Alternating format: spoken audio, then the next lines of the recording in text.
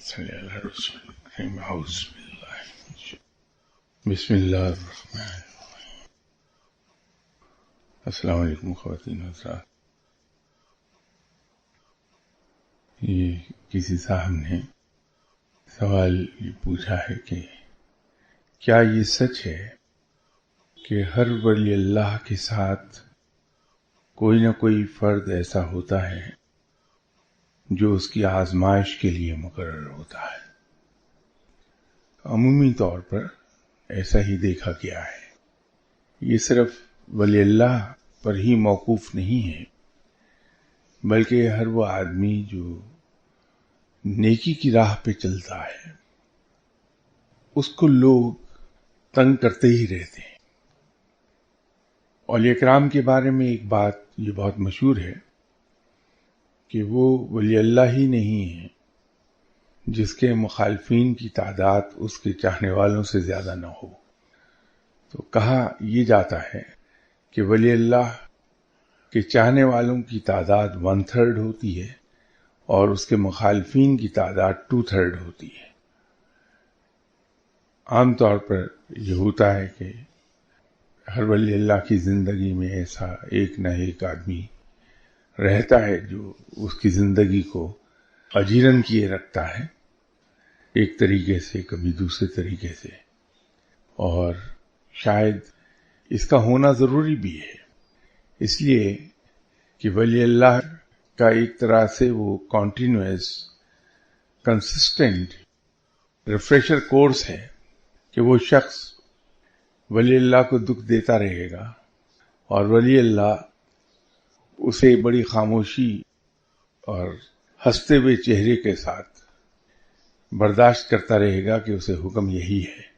تو اس کی برداشت میں بھی اضافہ ہوتا ہے، اس کے صبر میں بھی اضافہ ہوتا ہے اور اس کے اجر میں بھی اضافہ ہوتا ہے، اور اس کے نتیجے میں اس کی پرواز بڑھتی رہتی ہے.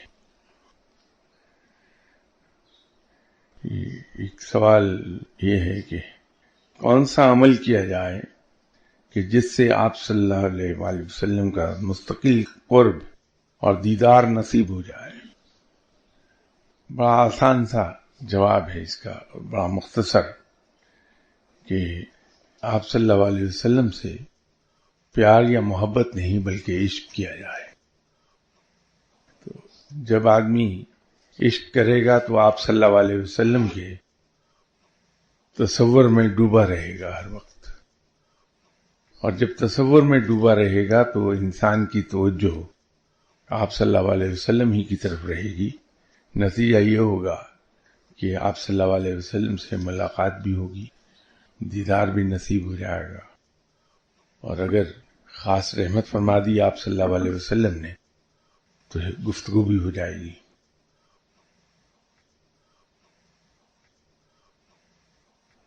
ایک اور کسی صاحب نے چٹ بھیجی ہوئی ہے کہ نوافل نماز جو 9 سے 10 کے درمیان آپ نے پڑھنے کے لیے کہا ہے، اگر جمعہ والے دن آپ کی جاب 9 بجے سٹارٹ ہو تو کوئی حل ہے اس معاملے کا؟ اس کا بڑا سادہ سا حل ہے کہ نہ پڑھا جائے اسے. اگر ایک جگہ ہم جاب کے لیے انٹرویو کے لیے جاتے ہیں اور وہاں ہمیں یہ بتایا جاتا ہے کہ صاحب یہاں آفس ٹائمنگز 7 to 2 ہوں گے، صبح 7 سے 2 بجے تک، تو اگر ہم یہ ان سے کہیں کہ صاحب 7 بجے تو پھر مشکل ہے، وہ تو میرے سونے کا وقت ہوتا ہے، تو آپ یوں کر لیجئے کہ آفس ٹائمنگ چینج کر کے اس کو 9 to 5 کر لیجئے. تو اس کا جواب یہ ہوگا کہ صاحب آفس ٹائمنگ تو چینج نہیں ہو سکتے، آپ کوئی اور جاب دیکھ لیجئے. اگر خواہش ہماری یہ ہے کہ ہم رب کی راہ پر چلیں تو جیسے دعاؤں کے معاملے میں رب تعالیٰ کو ہم یہ کہتے ہیں کہ تو مرضی کا مالک ہے، تجھے کوئی مجبور نہیں کر سکتا کچھ کرنے کے لیے، کسی کی مجال نہیں کہ تیری بغیر اجازت کوئی سفارش کر سکے، تو مالک کے کل ہے، تو جو چاہتا ہے وہ کرتا ہے، تو بہتر جانتا ہے کہ ہمارے لیے کیا اچھا اور کیا برا، اور فوراً ہی اس کو ہم یہ سجیسٹ کرتے ہیں کہ ہماری ٹرانسفر ذرا شیخوپورے تو کر دو. اب یہ ہمارے گفتگو میں ایک تضاد ہے کہ کہہ رب کو کچھ رہے ہیں اور ساتھ ہی ہم اس کو یہ کہہ رہے ہیں کہ میں تمہیں بتاتا ہوں کہ میرے لیے تم نے کیا کرنا ہے، شیخوپورہ ٹرانسفر کر دو. اسی طرح یہ ہے کہ اگر ہم کہتے ہیں کہ ہمیں رب کے قریب جانا ہے، اس کی قربت چاہیے، اس سے قربت کا تعلق چاہیے، تو اس پروسیس میں اگر کوئی ایسی عبادت ہے کہ جس میں ہمارے کہیں معمول میں تھوڑی سی تبدیلی ہمیں کرنی پڑتی ہے تو ہم اس کو چینج کرتے ہیں، اپنے معمول کو چینج کرنے کے لیے تیار نہیں ہوتے. تو اس کا آسان ترین حل یہ ہوتا ہے کہ نہ پڑھیے، چھوڑ دیجیے، کوئی کمپلشن تو نہیں ہے. حالانکہ 9 بجے جاب شروع ہوتی ہے، بڑے اطمینان سے آدمی 9 بجے جاب پہ جا کے اور امپلائر کو کہہ دیتا کہ یہ آدھا گھنٹہ میں لوں گا اور اس کو میں کمپنسیٹ کر دوں گا کہ میں چھٹی کے بعد 2 گھنٹے کام کروں گا بیٹھ کے. امپلائر بھی راضی ہو جاتا ہے. دوپہر کو مجھے کوئی 1.25 گھنٹے پڑھنا ہوتی نماز، تو جاب بھی کرتا ہوں الحمدللہ، اور یہ معمول میرا جاری ہے پچھلے 38 ایئرز سے. تو گورنمنٹ میں بھی جاب کی، پرائیویٹ سیکٹر میں بھی. تو جب پرائیویٹ سیکٹر میں گئے تو انٹرویو کے وقت ہی کہہ دیا کہ صاحب بڑی مہربانی آپ نے جاب آفر کر دی، میں صبح 5 بجے جاب شروع کر سکتا ہوں اور رات کو 10 بجے تک نان سٹاپ کام کروں گا، کوئی لنچ ٹائم نہیں مجھے چاہیے، کوئی ٹی بریک نہیں چاہیے، لیکن یہ 1.25 گھنٹے آپ چھوڑ دیجئے مجھے. تو کئی لوگوں نے انٹرویو کے دوران پوچھا کہ کیا آپ اس دوران آرام کرتے ہیں دوپہر کا؟ تو میں نے کہا صاحب آرام کی تو ہر ایک کو ضرورت ہے. میں جھوٹ تو نہیں کہہ سکتا تھا کہ جی ہاں آرام کرتا ہوں، اور سچ بول نہیں سکتا تھا کہ کیا کروں گا میں. تو سیدھا جواب تھا کہ صاحب آرام کی کس کو ضرورت نہیں ہوتی. وہ ایگری کر گیا، انہوں نے کہا ٹھیک ہے جائیے. ساری عمر میں نے صبح 8 بجے سے رات 8 بجے تک ہی جاب کی ہے، درمیان میں یہ 1.25 گھنٹے میں آف کر لیتا ہوں. اس میں 1 گھنٹہ لنچ ٹائم کا ہوتا ہے، 45 منٹس ایکسٹرا لیتا ہوں، لیکن اس کے عوض میں امپلائر کو 3 گھنٹے ڈیلی دے دیتا ہوں 5 بجے سے 8 بجے تک. وہ بھی خوش ہے، میں بھی خوش ہوں. حل ہر ایک چیز کا ہے، صرف یہ ہے کہ ہم جیسے دعاؤں میں زور دیتے ہیں کہ نہیں وہ ہونا چاہیے جو ہم نے دعا مانگی ہے، کرنا ہم نے وہی ہے جو ہم نے کہا ہے دعا میں، تو اپنے آپ کو بدل، ہم نہیں بدلیں گے.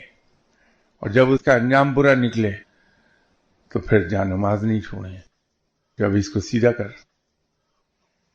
تو یہ تھوڑا سا ایک اپروچ کی بات ہے.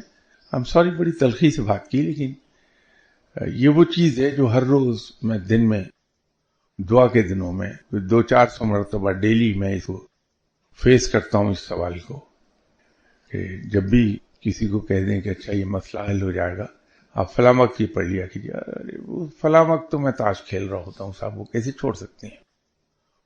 اس کو چینج کر دیں، آپ رات کا کر لیجیے.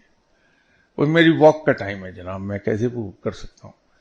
تو اس کا آپ فلاں ٹائم کر دیں. حالانکہ وہ ٹائم ہوتا یہ ہے کہ جو ٹائم دعا میں آیا کہ اس ٹائم پر یہ پڑھو، فائدہ اسی کا ہے، اسی وقت ہے، آگے پیچھے کرنے سے فائدہ نہیں ہوتا کبھی.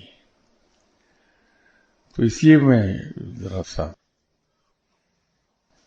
ویسے تو بڑا بزدل آدمی ہوں، اس لیے سخت بات کر نہیں پاتا کسی سے، لیکن آج تھوڑی سخت بات کر دی، اس کے لیے معافی چاہتا ہوں. یوم عاشور کے بارے میں کسی صاحب نے لکھا ہے کہ یوم عاشور پہ اپنے گھر والوں پہ خرچ کرنے کے بارے میں وضاحت کر دیں. بہت سمپل بات ہے کہ اس دن آپ کوشش کیجئے کہ آپ کے گھر والوں کی جو خواہشات ہیں، جو چیز وہ چاہتے ہیں، ان کو حاصل کر دیں آپ ان کو اس دن، جو انگریزی میں کہتے ہیں let them have good time on یوم عاشور، تو اس سے وہ مراد ہے۔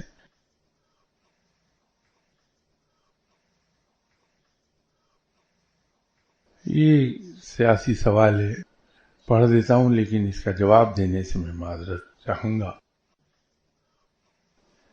کئی سالوں سے پوری دنیا کے مسلمان مقبوضہ کشمیر کے ہندوستان کے غیر قانونی قبضے سے آزادی اور پاکستان کا حصہ بننے کے لیے دعائیں کرتے چلے آ رہے ہیں۔ کیا اللہ تعالیٰ کی رحمت سے مستقبل میں ہمارا مقبوضہ کشمیر آزاد ہو کر پاکستان کا حصہ بن پائے گا؟ موجودہ دور میں ہندوستان کو امریکہ اور دیگر انگریزی طاقتوں کی حمایت حاصل ہے جو پوری دنیا پر حاوی ہیں۔ کیا ان طاقتوں کی موجودگی میں مقبوضہ کشمیر ہمارے ملک کا حصہ بعد از آزادی بن پائے گا؟ وضاحت کریں۔ یہ عالم الاسباب ہے اور یہاں چیزوں کا ہونا یا مٹ جانا سبب سے منسلک ہے۔ ہر چیز کا ایک سبب ہے، موت کا بھی سبب ہے، موت کا بہانہ بنتا ہے۔ اور قانون فطرت یہ ہے کہ انسان جو بوتا ہے وہی کاٹتا ہے۔ سیب کا پھل اگر ہم گھر میں لگائیں گے تو اس درخت سے ہمیں سیب ملیں گے، اور اگر کیکر لگایا تو اس سے کانٹے ملیں گے۔ تو وہ ڈیپینڈ کرتا ہے کہ اس عالم الاسباب میں ہم صحیح ڈائریکشن میں کتنے اخلاص کے ساتھ، کتنی شدت کی کوشش کرتے ہیں، تو نتائج اس کے مطابق رب تعالیٰ ہمیں، بلکہ ہماری کوشش سے کئی گنا بڑھا کر ہمیں عطا فرما دے گا۔ قرآن میں بھی کلیئرلی رب تعالیٰ نے کہا ہوا ہے کہ ہر انسان کو وہی کچھ ملتا ہے جس کے لیے وہ کوشش کرتا ہے۔ رب کا فیصلہ ہے یہ، تو ہمیں رب کے فیصلے کو سامنے رکھ کے پھر اپنا ایکشن پلان وضع کرنا چاہیے کہ ہماری کوشش جو ہے، ایک تو وہ پوری شدت سے کوشش ہم کریں، دوسرا اس میں اخلاص ہو، اور تیسرا وہ صحیح ڈائریکشن میں ہو۔ بسا اوقات ہوتا یہ ہے کہ انسان نے جانا ہوتا ہے اسلام آباد کی طرف، وہ رخ کرتا ہے کراچی کی طرف اور دوڑنا شروع کر دیتا ہے۔ نتیجہ یہ ہے کہ جتنے وہ تیز دوڑتا ہے اتنی تیزی سے منزل سے دور ہوتا ہے۔ تو کوشش کا صحیح ڈائریکشن میں ہونا بڑا ضروری ہے۔ ایک اور سوال ہے کہ پوری دنیا میں جہاں جہاں پر مسلمان ممالک آباد ہیں، تمام کے تمام ظلم، دہشت گردی کا شکار ہیں، اور یہ سلسلہ عرصہ دراز سے چلا آ رہا ہے۔ کیا یہ سلسلہ ظلم، قتل، غارت اور دہشت گردی کا جو کہ قیامت کے روز ہی ختم ہوگا، یا اس سے قبل ہی رب تعالیٰ کی مہربانی سے ختم ہو جائے گا؟ دیکھنے کی بات یہ ہے، کیا یہ بدامنی، قتل و غارت، بم دھماکے یہ ہمیشہ سے ہی مسلمان ممالک میں ہوتے رہے ہیں، یا پہلے امن اور سکون تھا بعد میں شروع ہوئے ہیں؟ جیسے ابھی عرض کیا تھا میں نے کہ ہماری بے تدبیریوں کا نتیجہ یہ سب ہے، کیونکہ پہلے ایسا نہیں تھا۔ یہ گزشتہ 20-25 سال سے ہوا ہے، ورنہ اسی پاکستان میں ہم نے کبھی بم دھماکے کا نام بھی نہیں سنا تھا۔ آج اگر ہم صحیح سمت میں ایفرٹ کر لیں اور مومن کسی فراست کے ساتھ ہم کوئی پلان بنائیں، اگلے 2 سال 3 سال میں ٹھیک ہو جائے گا دوبارہ سے۔ یہ میرے خیال ہے سارے پولیٹیکل سوال آگے یہ کسی صاحب نے انگریزی میں سوال بھیجوایا ہوا ہے، What is the impact of Muslims' rise and fall on other nations؟ یہ صرف مسلمانوں تک محدود نہیں ہے، دنیا کی سب تہذیبیں ہسٹری ہے، وہ ہمیں اصل میں ایک تو واقعات بتاتی ہے کہ کب کیا ہوا، لیکن جو عقل مند لوگ ہیں، قومیں ہیں، وہ ہسٹری سے باقاعدہ سبق سیکھتی ہیں کہ فلاں زمانے میں یہ کچھ ہوا تھا اور اس کے نتیجے کے طور پر یہ پیش آ گیا تھا. ہم وہ غلطی نہ کریں. یا یہ اس انداز میں بھی ہو سکتا ہے کہ فلاں وقت سچویشن ایسی تھی، اس وقت فلاں قوم نے اس پر ایسے قابو پایا اور معاملات درست ہو گئے، تو ہم اس سے سبق سیکھیں. تو جو اصغر خان نے اپنی کتاب کے شروع میں کہا تھا کہ تاریخ کا المیہ یہ ہے کہ تاریخ کا سب سے بڑا سبق یہ ہے کہ تاریخ سے کوئی سبق نہیں سیکھتا، وہ بات بڑی صحیح ہے. تو وہ تہذیبیں جو عروج کو گئی ہیں، انہوں نے پوری دنیا کو متاثر کیا ہے. ہم لوگ جب عروج پر گئے تھے تو ہم نے دنیا کو بہت کچھ دیا تھا، اور زندگی کے ہر پہلو میں ہمارا ایک میجر کنٹریبیوشن تھا. ہم نے یورپ کو اندھیروں سے نکالا اور علم کی روشنی پھیلا دی تھی. وہاں ہم نے تہذیب کو پھیلایا تھا اس سارے علاقے میں. تو قومیں جب بھی عروج کو جاتی ہیں اس کے اثرات دور دور تک مرتب ہوتے ہیں. آج مغرب عروج پر ہے اور وہاں سے ہمیں سب کچھ مل رہا ہے. کل انشاءاللہ تعالی پھر مسلمان ایک بار عروج کو آ جائیں گے، تو پھر مسلمانوں کے انفلوئنسز ہو جائیں گے پوری دنیا پر.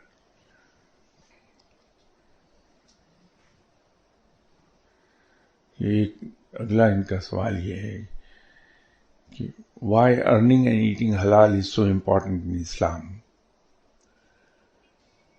بات یہ ہے کہ کمانا تو اس انداز میں بھی ہو سکتا ہے جس انداز میں آج کل ہم میں سے 80% لوگ کماتے ہیں، کہ وہاں حلال اور حرام کی پرہیز نہیں ہے. تو جب ہم رزق حلال کمانے سے دور ہو جائیں تو پھر پورے معاشرے میں بے چینی اور بد امنی پھیلتی ہے کہ ایک ایسی دوڑ شروع ہوتی ہے مسابقت کی کہ وہ بالآخر تباہی تک لے جاتی ہے انسان کو. یہ آج جو کچھ ہم دیکھ رہے ہیں کہ ہم قتل و غارت میں مبتلا ہو گئے ہیں. ہمارے یہاں چھوٹی چھوٹی باتوں پر جھگڑے ہوتے ہیں، لوگ جان سے ہاتھ دھو بیٹھتے ہیں. وہ اسی کا نتیجہ ہے کہ ہم اس مسابقت میں داخل ہو گئے ہیں اور زیادہ سے زیادہ کمانے کی دوڑ. لیکن جب ہم رزق حلال کمانے کی طرف مائل ہو جاتے ہیں تو پھر وہاں پر کسی کے ساتھ زیادتی نہیں ہوتی. جب زیادتی نہیں ہوتی تو معاشرے میں بے چینی نہیں پیدا ہوتی، اور جب بے چینی پیدا نہیں ہوتی تو امن و امان کے مسئلے نہیں پیدا ہوتے.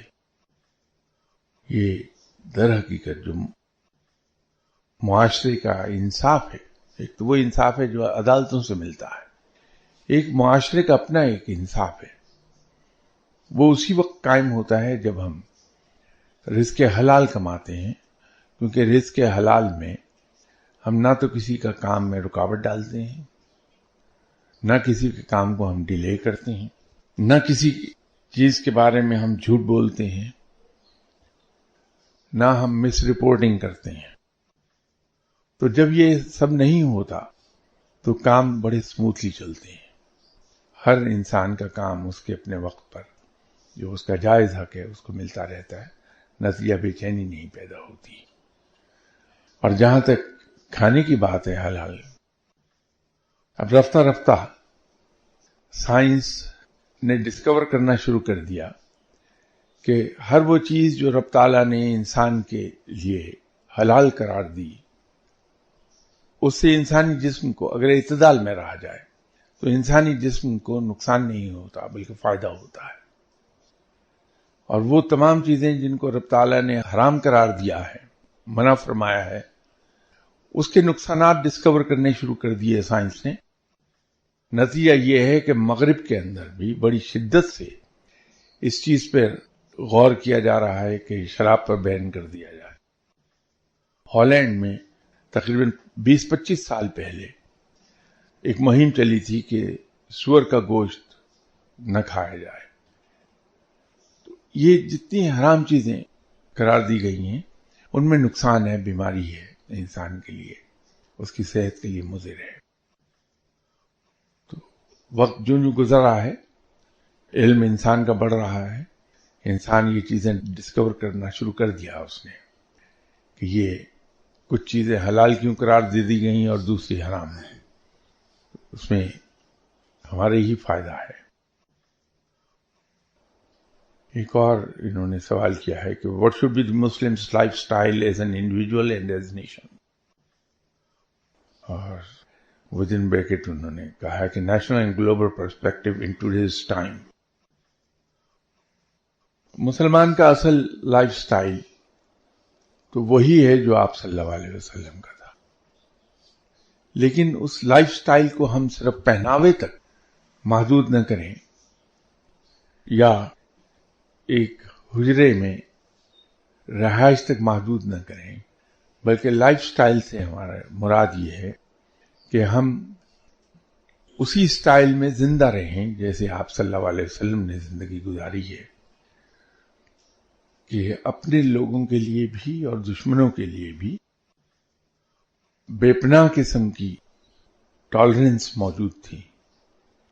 پھر اف اور درگزر بے تحاشا تھی. ایثار اور قربانی دوسروں کے لیے بہت زیادہ، اور اپنی زندگی کو سادہ رکھا جائے. یہ لائف سٹائل اگر آج بھی ہم اپنا لیں تو ہم سب کی آنکھوں کا تارا بن جائیں گے، اپنے دشمنوں کی بھی. مسلمان کا اصل لائف سٹائل تو وہی ہے جو آپ صلی اللہ علیہ وسلم کا تھا.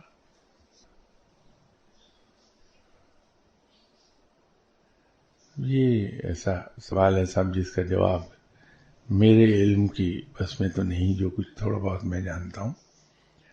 Rights and respect of human being after death, میں تو صرف ایک بات جانتا ہوں کہ آفٹر ڈیتھ انسان کے جو رائٹس ہیں، جو حقوق ہیں اور انسان کی عزت، وہ ڈپینڈ کرتی ہے سوللی انسان کے اعمال پر، انسان کے تقوی پر. جتنے ساحل اعمال ہوں گے انسان کے دنیا میں، آخرت میں جب اس کا اعمال نامہ اس کے ہاتھ میں تھمایا جائے گا اور اس پر بیس کر کے فیصلہ ہوگا، تو جتنے نیک اعمال ہوں گے اتنا ہی وہ پھل پائے گا. یہی اس کا حق ہے کہ جو اس کے اعمال ہیں اس کے مطابق اس کو اس کا پھل دے دیا جائے. اور اللہ تعالی چونکہ رحیم و کریم ہے اور وہ اس پر قادر ہے کہ اس کا پھل اس کے اعمال سے کہیں زیادہ بڑھا کر عطا فرما دے، لیکن بنیاد اس کے اعمال ہوں گے. اس کے حقوق ڈپینڈ کرتے ہیں کہ انسان کے اعمال کیا ہیں. اور جہاں تک ریسپیکٹ کی بات ہے تو انسان نے کس تقوی سے اس دنیا میں زندگی گزاری ہے اس کا پھل اس کو آخرت میں مل جائے گا. نیکسٹ کویشچن میرے دانش میں بڑا انٹرسٹنگ ہے. In which circumstances a Muslim can use abusive language with others؟ اگر انسان اپنے آپ کو سمجھتا ہے کہ میں آپ صلی اللہ علیہ وسلم کا امتی ہوں تو ایون دوران جنگ دشمن کے ساتھ بھی ایبیوسو لینگویج وہ استعمال نہیں کرے گا فار 2 reasons. ایک تو یہ ہے کہ آپ صلی اللہ علیہ وسلم کا حسن گفتگو کمال کا تھا. آپ کی زبان سے کبھی کسی نے کوئی فاؤل ورڈ نہیں سنا. فاؤل لینگویج تو بڑی دور کی بات ہے، ایک فاؤل ورڈ نہیں آیا زبان پر. تو بحیثیت امتی کے مجھ پر یہ فرض ہے کہ میں کسی بھی سرکمسٹانسز میں، انڈر اینی سرکمسٹانسز، میری زبان کا حسن خراب نہیں ہونا چاہیے. وہ حسن گفتگو وہ قائم رہے. بلکہ 2 روز پہلے ایک ٹی وی چینل پر میں کچھ کامنٹ سن رہا تھا اینکر کے، تو مجھے دکھ ہوا کہ ہم مسلمان ہیں اور ہمیں دوسرے لوگوں سے سربلند رہنا چاہیے، چاہے حالات کتنی خراب کیوں نہ ہو جائیں. تو ہم دشمن کا بھی ذکر جب کریں تو وہاں بھی تمیز اور تہذیب کا دامن نہ چھوڑیں. تمیز کے ساتھ اس لیے کہ وہ اس کی عزت ہم نہیں کر رہے، دشمن کی عزت نہیں کر رہے، بلکہ ہم اپنی شخصیت کا اظہار کر رہے ہیں کہ ہم اندر سے کیا ہیں. تو یہ ایک محفل میں بیٹھے گفتگو ہو رہی تھی، تو میں نے ان سے یہ عرض کیا کہ میں یہ سمجھتا ہوں کہ کسی شخص کی اصلیت کو اگر آپ نے جاننا ہے تو اس کو اس وقت پرکھیے جب وہ اپنے دشمن کا ذکر کر رہا ہو. کہ اپنے دشمن کے بارے میں جو زبان استعمال کرے گا اپنے مخالف کی، اس سے اس کی شخصیت جو اندر چھپی ہے اس کی، وہ کھل کر سامنے آ جائے گی. جو خاندانی لوگ ہیں وہ اپنے دشمن کو بھی احترام دیتے ہیں، دشمنی اپنی جگہ، لیکن کسی کو عزت اور احترام دینا وہ خود ہماری اصلیت کو ظاہر کر دیتا ہے. تو یہ ایبیوسو لینگویج، پہلی بات تو یہ ہے کہ بحیثیت آپ صلی اللہ علیہ وسلم کے امتی کے ہماری زبان پر تو کوئی فاؤل ورڈ آنا ہی نہیں چاہیے. ایک بات تو یہ. دوسرا کہ رب تعالیٰ بڑا خوش بیان ہے اور خوش بیانی کو پسند کرتا ہے. تو جو انسان اپنی گفتگو کا حسن برقرار رکھتا ہے بدترین صورتحال میں بھی، تو سنت رب پر بھی عمل کر رہا ہے اور سنت رسول صلی اللہ علیہ وسلم پر بھی. مسلمان کا حسن گفتار کبھی نہیں جاتا، وہ قائم رہتا ہے. ایک صاحب سے آج میں عرض کر رہا تھا کہ میرے دماغ میں تھا کہ میں اتوار کو ایک چیز کے بارے میں بات کروں گا. جناب حضرت شاہ شمس تبریز رحمۃ اللہ علیہ بہت ہی بلند پایا بزرگ گزرے ہیں. آپ کونیا میں آرام فرما رہے ہیں، اور کونیا میں آپ کا جو مزار مبارک ہے وہ کوئی زیادہ بڑا نہیں ہے. اس دیوار سے اس دیوار تک لمبائی اس سے ذرا کم ہوگی، اور اس لمبائی میں 2 کمرے بنے ہوئے ہیں. پہلا کمرہ ہے اس میں کچھ بھی نہیں ہے، اس سے نیکسٹ ایک ہی لائن میں 2 کمرے ہیں، اس کے نیکسٹ کمرے میں جناب شاہ شمس تبریز صاحب آرام فرما رہے ہیں. تو ایسی بلند ہستی ہیں کہ لوگوں کا امپریشن یہی ہے، میرا اپنا بھی امپریشن یہی ہے کہ جب ہم جا کے وہاں فاتحہ کے لیے ہاتھ اٹھاتے ہیں، کھڑے ہوتے ہیں، تو ایک بہت ڈسٹنکٹ ٹائپ آف امپریشن آتا ہے انسان کو، ایز اف کہ آدمی کسی شہنشاہ کے دربار میں کھڑا ہے. وہ کیفیت طاری ہوتی ہے انسان پہ. تو میں یہ سمجھا پہلے کہ شاید میں ہی ہوں، لیکن جتنے لوگ بھی وہاں گئے سب کا امپریشن یہی تھا کہ وہاں جب ہم فاتحہ کے لیے ہاتھ اٹھاتے ہیں، آنکھیں بند ہوتی ہیں، تو ایک عجیب تاثر قائم ہوتا ہے انسان پر کہ بہت بڑا شہنشاہ ہے جس نے دربار سجایا ہوا ہے اور انسان اس دربار میں کھڑا ہے. انہوں نے اپنی آپ بیتی میں ایک بہت کمال کی چیز بیان فرمائی جس کا روحانیت سے بہت تعلق ہے. جناب شاہ شمس تبریز صاحب فرماتے ہیں کہ میں جب کسی شخص کی محفل میں جاتا تھا تو وہاں بیٹھتا تھا، یا کوئی شخص میرے پاس آ جاتا تھا اور میری محفل میں بیٹھتا تھا، تو میں دونوں موقعوں پر ایک سوال پوچھتا تھا کہ آپ سننے والوں میں سے ہیں یا کہنے والوں میں سے ہیں؟ تو اگر تو جواب یہ آتا تھا کہ میں کہنے والوں میں سے ہوں، بولنے والوں میں سے ہوں، تو میں چپ چاپ اٹھ کے چلا آتا تھا یا اس آدمی کو محفل سے رخصت کر دیتا تھا. لیکن اگر جواب یہ آتا تھا کہ میں سننے والوں میں سے ہوں تو میں مطمئن ہو کے بیٹھ جاتا تھا وہاں محفل میں، اور پھر میں عرض کرتا تھا کہ اب آپ بولیں گے اور میں سنوں گا. یہ کمال کی بات ہے. روحانیت کی راہ میں جو مرشد ہیں یا استاد ہیں یا گائیڈ ہیں، جو بھی انہیں کہنا چاہیں آپ، وہ اس معروف طریقے سے اپنے شاگردوں پر تعلیم امپارٹ نہیں کرتے کہ کلاس روم ہے، اس میں ٹیچر کھڑا ہے اور بلیک بورڈ یا وائٹ بورڈ پر ڈائیگرامز بنا بنا کے سمجھا بھی رہا ہے، لیکچر دے رہا ہے. روحانیت کی راہ میں ایسا نہیں ہے. روحانیت کی راہ میں جو علم پاس آن کیا جاتا ہے وہ گفتگو کے ذریعے ہی کیا جاتا ہے کہ مرشد صاحب تشریف رکھے ہوئے ہیں، شاگرد وہاں بیٹھے ہیں، تو مرشد صاحب کسی بات کا جواب دے رہے ہیں یا کسی بات کو بیان کر رہے ہیں، کوئی اپنا ایک ایکسپیرینس بیان کر رہے ہیں، کوئی واقعہ بیان کر رہے ہیں. تو وہاں بیٹھنے والے ان کے شاگرد خاموش ہو کے سنتے ہیں. اس سننے میں وہ علم سیکھتے چلے جاتے ہیں. تو یہ جو سوال پوچھتے تھے جناب شاہ شمس تبریز صاحب، اس کے پیچھے ایک بڑی حکمت پوشیدہ ہے کہ وہ شخص جو بولنے والا ہے وہ علم سے تہی دامن ہے، اس کے پاس علم نہیں ہو سکتا کبھی، اس لیے کہ یہ تو سننے سے ملے گا علم.